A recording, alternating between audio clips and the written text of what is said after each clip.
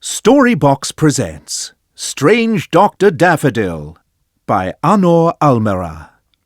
Prince Matthew was ill and had to stay in bed. "You can't go in and see him, Zelia," the king told Matthew's sister. "You might catch his illness, darling," explained the queen.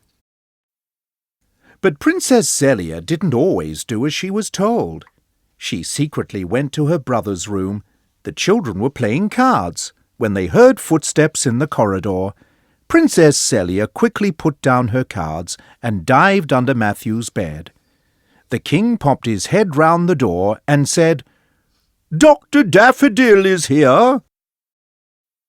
Dr. Daffodil came in wearing sunglasses, a thick scarf and gloves. Matthew thought, "Wow!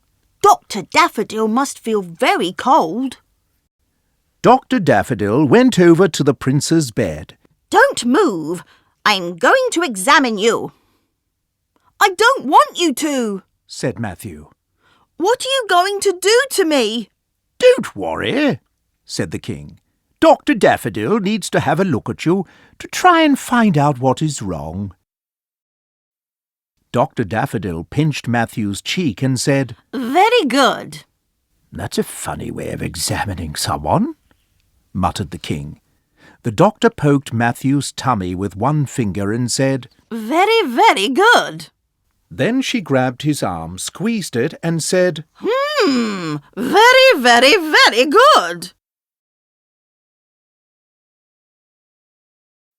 The king was not happy. He said, "Excuse me, but I think Matthew is really quite ill." Dr. Daffodil looked impatient and said, "Your Majesty, do something for me. Go and fetch a blanket, a hot water bottle, and a hat for the prince." "A hat?" "Yes, to keep his ears warm. Quick!" As soon as the king left the room, the doctor gave a horrible smile and rubbed her hands. She pointed her finger at Matthew and chanted a strange spell. "Bring string, tie tight, no fight." In a flash, the prince was tied up tight. "So you're not?" yelled Matthew. Dr. Daffodil laughed. She took off her sunglasses and her scarf and said, "I fooled all you silly people." Princess Zelia trembled under the bed. She could see that the doctor was really Onion Bunyan, the Wicked Witch. Onion Bunyan grabbed poor Matthew and stuffed him in her big bag. "I have dreamed of this for so long," she said. "A prince, a new flavour. Right, I'm off, and I'm taking my dinner with me." Just then, Princess Zelia leapt out from under the bed. She pointed her finger at the witch, just as Onion Bunyan had done, and repeated the magic spell. "Bring string, tie tight, no fight." In a flash, the witch was also tied up tight. Onion Bunyan roared and struggled so hard that her wig fell off. Sparks shot out of her eyes and her nose twitched angrily. She shrieked another spell in a rage. "Wicked secret trickster! Turn into a viper!" But she couldn't point her finger at Zelia as she was all tied up, so nothing happened. "Little brat!" screamed the witch. "Just you wait!"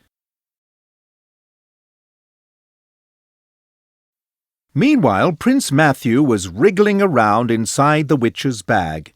Zelia ran over to set him free. Then Matthew pointed his finger at Onion Bunyan and repeated the spell, making sure he got it right. "Wicked secret trickster! Turn into a viper!"